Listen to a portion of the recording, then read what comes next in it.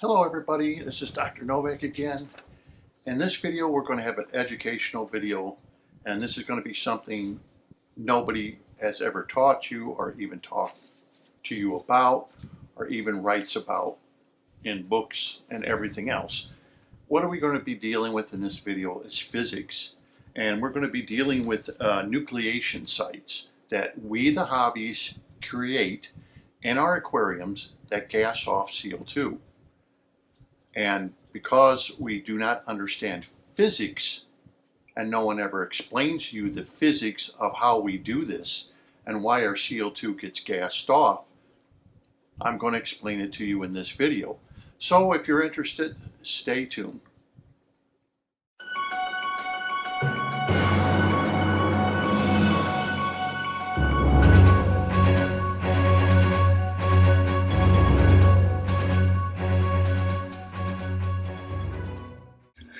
Okay, let's get into this video, and maybe the information on this video may not be important to some hobbyists, but other hobbyists, they want to know the facts, and that's what these videos are about. Facts. Stuff that's being taught in our universities, and these are just the facts I'm giving you.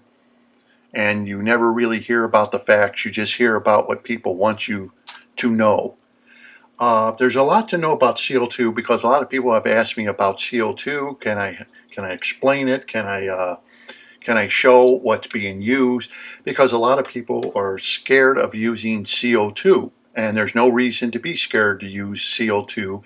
It can benefit, and if used correctly, it will not kill your animals. The problem is, the big word is if used correctly. Now, there's a lot of myths about CO2. For one thing, it's very hard for CO2 to spontaneously come out of solution. Okay, it just doesn't do that. Spontaneously come out of a solution, CO2. Once the water has been impregnated with CO2, it just doesn't come out immediately out of that solution. So we know that, and there's a lot of myths too. For one thing, people would say, well, if you put a bubbler in your tank or you have a weir or something, this will gas off CO2. Yes, that is correct. But we must remember, if you use a bubbler or a weir, you're not only gassing off. Remember, for every action is equal and opposite reaction. And this hobby is no different. When, let's say, you use a bubbler in your aquarium, or you are using a weir or something like that, what you are doing is actually mixing water with air. You are impregnating the water with the air to oxygenate the aquarium. That's what we've always been told. And therefore, it kind of like increases the surface area of the aquarium. We know that if you use a venturi on your aquarium, it then impregnates the water with air and spits it out of a pump.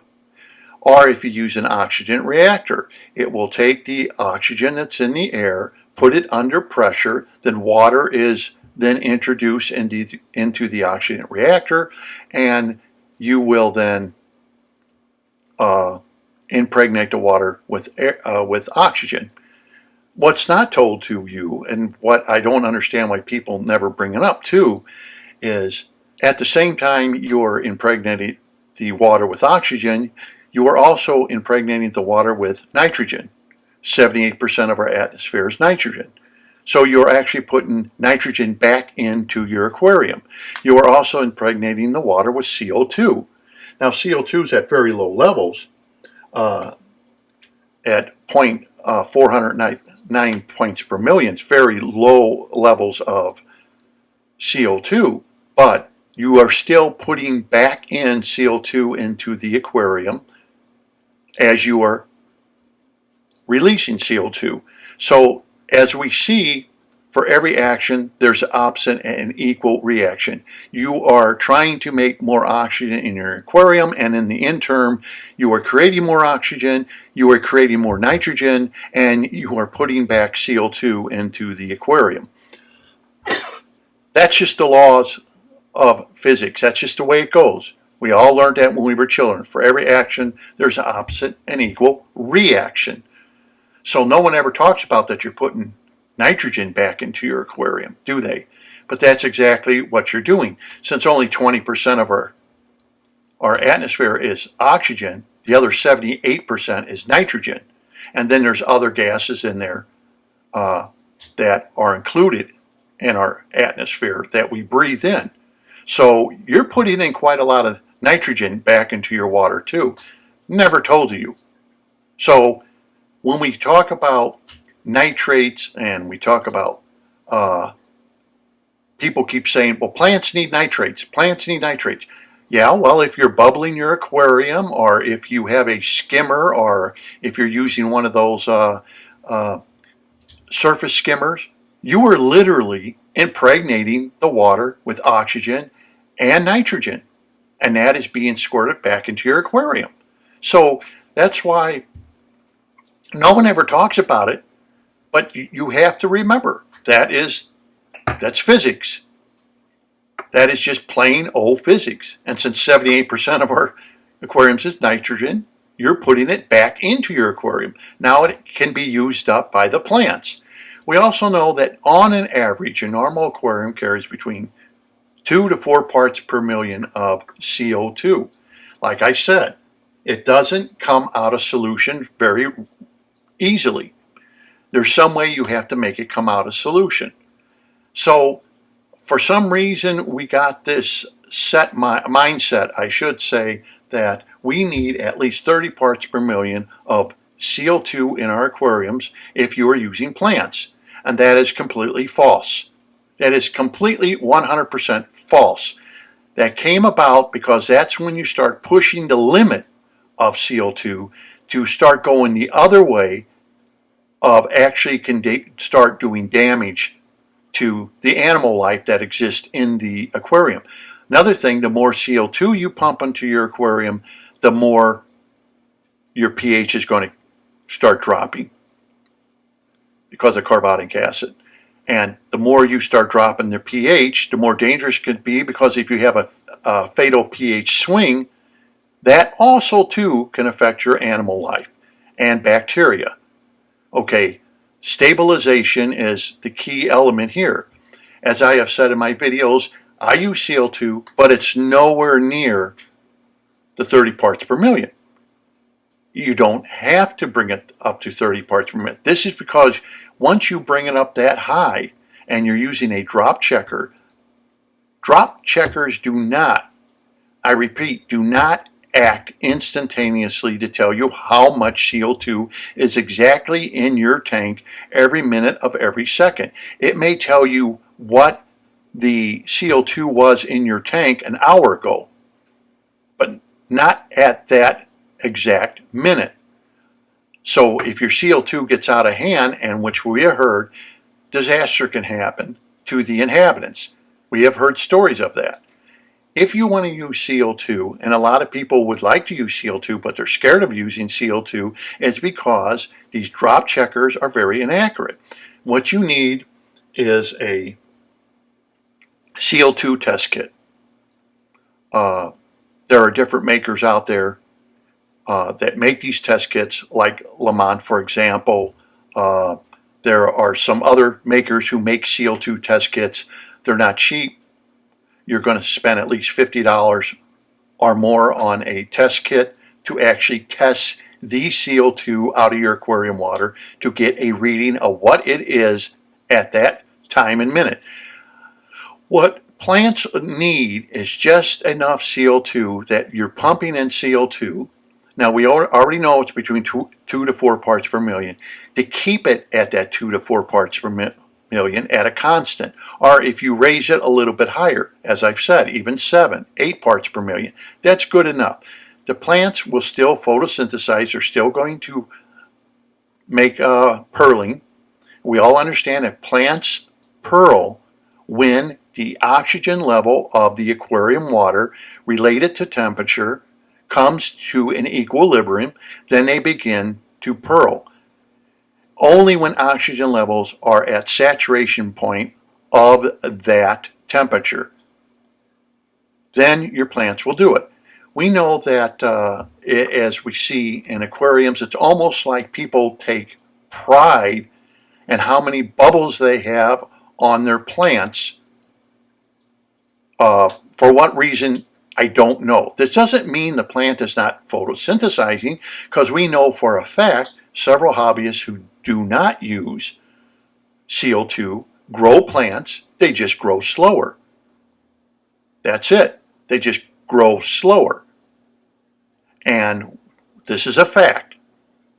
So we know when we pump in CO2, just the same as what greenhouses would do, that more CO2 is going to impregnate the water. But how much does the plant really need? How much can it utilize? And what are we really trying to achieve as the end results? The end results, a lot of say, well, we want a big, beautiful planted aquarium. Yes, but your plants are growing at a profuse rate because you are forcing them to grow at that rate, and they are going to die sooner than a plant that grows a lot slower. And this happens in greenhouses. I know because a lot of greenhouses may pump in CO2 to the greenhouse to get their plants to excel and grow big and luxuriously to get them to market. That's why they do it. Otherwise, they wouldn't care to pump in any of the CO2 levels higher so the plants would grow better. This is agriculture, okay? This is agriculture 101. More CO2, the faster the plant's going to grow, the bigger it will get, the better price you're going to get for your product. That's it. That's why they do it. What you're doing is trying to mimic somebody who's trying to make money. CO2 does not have to be brought at that level. So, if you have an aquarium, and usually smaller aquariums are better than bigger aquariums when you're trying to impregnate the water with CO2, you can bring it up to 7 parts per million. It doesn't need to be at an unsafe level, and you never have to worry about your pH crashing down. You don't have to worry about overdoing it. You don't have to worry about your drop checker not reading the correct CO2 level at that particular second or minute of time, and therefore you stay in a safety zone. But you are adding enough to the aquarium to allow the plants to utilize that CO2 and to still photosynthesize and bubble up. Now, here's what happens. Remember, with every action is an opposite and equal reaction. So, you have this tank, you bring it up to 30 parts per million. You better make sure it's absolutely correct, and you better make sure it doesn't waver and turn your drop checker from green to yellow, and you went to work and you come home and your animals are gasping for, looks like they're gasping for oxygen, or you see they look lethargic, or they're dead because you were pumping too much CO2 in there and the plants could not utilize it. But there is something that people don't think about. We all heard about this. People pump in so much CO2, the plants start photosynthesizing. The whole tank is just full of bubbles. That's it. It's full of bubbles. And we've even heard of stories where now the hobbyist says, oh, all my CO2's been used up, so what I have to do is turn off my lights, let the CO2 now bubble for another hour, hour and a half to rebuild up the CO2 levels, and then turn the lights back on so the plants can utilize them. Well, that's true and not true. And what it is, and what I'm talking about here, is that there is a thing, nucleation sites. This is physics.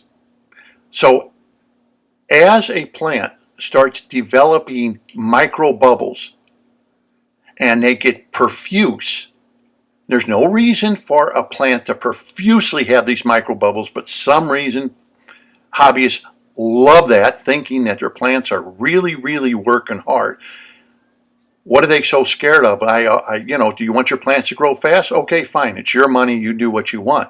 Are you doing it to clean your tank water because you are lacking in something else? you don't have the right bacteria colonies to take care of your aquarium, so now you're trying to make up for it by having your plants grow super, super fast to use the nutrients out of the water. You know, that question can't be answered by me. That's got to be answered by you. So what happens with nucleation sites is physics.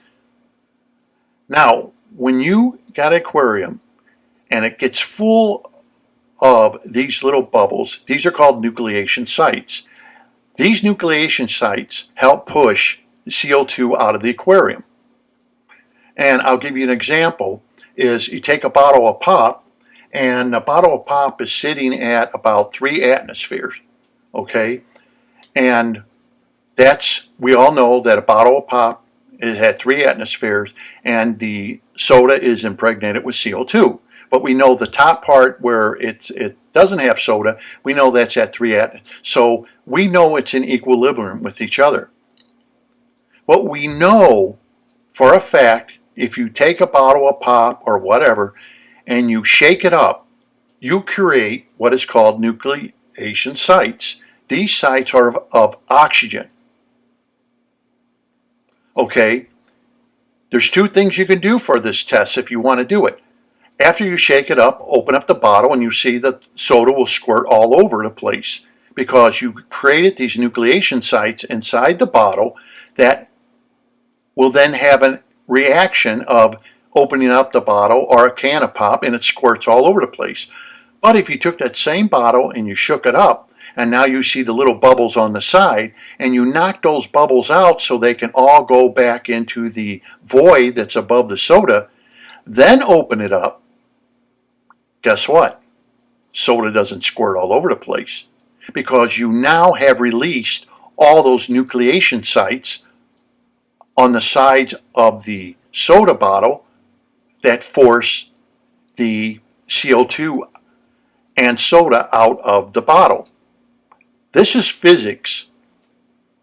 So when you turn around and you impregnate your tank at the highest level you can get it, you are making these nucleation sites all over your aquarium. And what you are doing is driving out what you're trying to keep in, the CO2. Remember, I just told you, CO2 doesn't spontaneously come out of a solution. You somehow have to make it come out of that solution, and one way is by creating nucleation sites. So not only could you maybe have a bubbler in there, or a wear, or whatever, a skimmer, whatever you're using that agitates the surface, but you also now have created millions of sites with these micro bubbles that take the CO2 and shove it out of the aquarium into the atmosphere. So, in reality, if you had a tank and you put it in a greenhouse, and that greenhouse raised its CO2 up, and you had a bubbler in your aquarium, do you think that the CO2 will remain at 2 to 3 parts per million? Do you think the CO2 would be gassed off? Or do you think the CO2 would start rising, even though you're using a bubbler? Think about that. Which one of the 3 would it be? The answer to that is the CO2 in the aquarium, even though you're using a bubbler, would rise. Because remember, for every action, there's an opposite and equal reaction. The bubbler would sure open up the surface, mix air with water, so you're going to add nitrogen, you're going to add oxygen, and now since you raise the CO2 level in the greenhouse, you're going to increase the amount of CO2 you're getting from the atmosphere going back into your aquarium. And in reality, that bubbler would be adding CO2 to your aquarium, so then you would not have to have a separate CO2 tank because the bubbler would be adding more atmospheric CO2 into the aquarium, where otherwise the CO2 levels in the atmosphere are very low, extremely low. So these experiments can be done, and the aquarist doesn't understand what goes on in their aquariums. So the best thing, when I turn on my lights on, I only leave them on for 6 hours. I use CO2. I can look closely and see, yeah, there are bubbles. They're not profuse, but you'll see them. You may see a cracked plant that could have a rip in it. You'll see it bubbling up. So you know positively that the plants are photosynthesizing when I add CO2. But if you do notice, not everything is just covered full of little micro bubbles. There's no reason for it. I'm not trying to push my plants so they grow at an alarming speed. And for what? Well, that's great. Make them grow at an alarming speed, because I'm sure your local plant seller loves it. We all have seen that, where plants grow at an alarming speed. They got to keep cutting them down. They grow, they cut them down, they grow. Finally, they just peter out, the plants do. That's it, they're done. You had them grow at such an alarming speed that their life is over. And if you don't believe me, here in Florida, things grow a lot faster and quicker than they do up north. Because here in Florida, everything has ideal conditions. So you get an annual here, it grows profusely. Then all of a sudden, it just peters out. That's it. It's done. Up north, that same plant would have kept growing and growing. Down here, it uses up all the nutrients, it uses everything, and boom, it goes a lot faster. So it's almost, unless you just try to keep up with it, to keep that plant growing, they only look nice for a little while, and they just seem like, well, what the hell's going on? That's because the ideal conditions that you're giving them make that plant grow profusely, so quickly, so fast, and they look beautiful. Then all of a sudden, they go by the wayside. This is something that most people up north, when they come down here, learn, that a lot of the annuals that we have up north really don't do very good down here unless you really, really keep up with that annual by feeding them constantly and having constant care, because they are growing at such a fast rate. And the same thing happens on our aquatic plants. The same thing happens. You're forcing them to grow at such a fast speed. Same thing happens with fish. We know for a fact that growers are going to excel the growth of fish by adding hormones. This is a fact. So you will get more on your market price if, let's say, you have a fish for 6 months or 1 year, and now it's time to get the market. You're going to get a better price for a 10-inch fish than you would a 6-inch fish or a 4-inch fish or even goldfish. This is done with goldfish. And then people buy these goldfish. They're like, let's say, 2-3 inches only. They put them in their aquarium, and they don't grow. Because all the people were concerned about is feeding them hormones to get them grow very, very fast, very, very quickly, to get them to market, to make the most money they can. The bigger the fish, the more money you're going to make off of that particular animal. Same way with greenhouses. If they want to excel their plant growth, they will put CO2 in the greenhouse. They excel their plant growth. They know exactly what they're doing. They cut down their plants to get them off the market.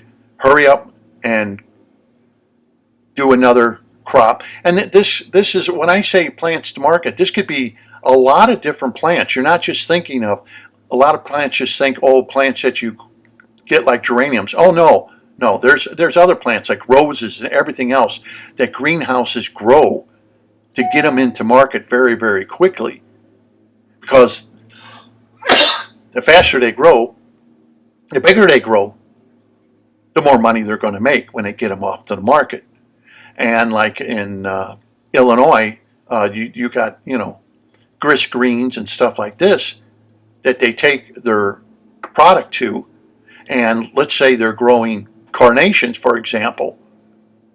The faster they can get those carnations to grow, the bigger they can get them to grow, the more better price you're going to get at the market when they take them in. And that's exactly what you're doing with your aquarium. The faster you can grow your plants, because you want your tank to look good immediately and you don't want to wait. Next thing you want your plants to clean your tank because you have set up your aquarium incorrectly. So now you're trying to compensate by putting a Band-Aid on something instead of correct your mistake. So we are constantly putting this Band-Aid by using more and more CO2 and pushing it to its limit when it doesn't need to even go to that limit. And this isn't even debatable. This is not even debatable. All you need to do is make sure you get your CO2 levels up high enough, 4, 5, 6, 7 parts per million, enough so the plants can utilize it. They will photosynthesize. They will create bubbles, not as much as at 30 parts per million, but they will continue growing and establish themselves, and they will last a long time than trying to push everything at its limit, and then you come into danger zones of dropping pH, maybe too fast, which some fish will not like, and other fish can, and then after everything is done and over with at night, it winds up being that the pH winds up bouncing back. Because your carbonated hardness or something may make that pH bounce back. So now you're constantly having a pH swing. How many people even measure their pH on a constant basis unless they're using a pH probe with a meter connected to it? How many people know what's happening to their pH, constantly doing a pH swing every single day because of what they're doing? This would explain why a lot of people don't want a lot of fish in their aquarium, because that means they're going to have to take care of the fish and cater to the fish more so than the plants, because now they have an animal to take care of. So this video is basically about nucleation sites that actually drive out CO2, and it's not the plants that have used 30 parts per million CO2. It's that you've created so many nucleation sites in your aquarium, it drives the CO2 out, just like the pop bottle experience. It drives the CO2 out of solution. It's got to be driven out some way, and you have just done that. You have driven it out by profusely making all these oxygen bubbles. And for a lot of aquariums, they're very happy. They like that when they see tons and tons of bubbles all over their aquarium. Look what I did. They're very proud of themselves. But it's not needed. Not for good plant growth. It's not needed. All it does is waste more and more CO2 and put you in a danger zone where those hobbyists have said, I tried ZO2 and I destroyed my complete aquarium and all my animals died. When I went to work, I came home, they were all dead because my CO2 got out of hand. That's not what we want. CO2 is very safe. You buy yourself a good regulator. I will get into that into the second part of this video. And it's very easy to do. And you don't really need a drop checker as long as you follow the rules that you do not need to push a CO2 with a drop checker into the green zone. You don't need to do that to have good plant growth. My aquarium that I showed you, or my little 20-gallon aquarium that I showed you, was proof of that. Never, ever did the drop checker ever leave the blue zone. It was just providing enough CO2 in the aquarium so the plants can utilize it. But never did it hit the green zone. It doesn't have to. That's a big lie. It does not have to be that high. I don't know who started that, but every tank I've ever owned that turned into a jungle tank never had CO2 levels ever turn a drop checker green. And I've had beautiful plant growth. So I hope you got something out of this. There's physics involved. Plants can only utilize so much CO2. They can only utilize so much. You can, that's like, think about it this way. Someone puts out a big smorgasbord, right? And you see all this food in front of you. You can only eat so much. There's only so much you can take in. You can't take it all in, and that's what we're doing. We are giving so much CO2, the plants really can't utilize it.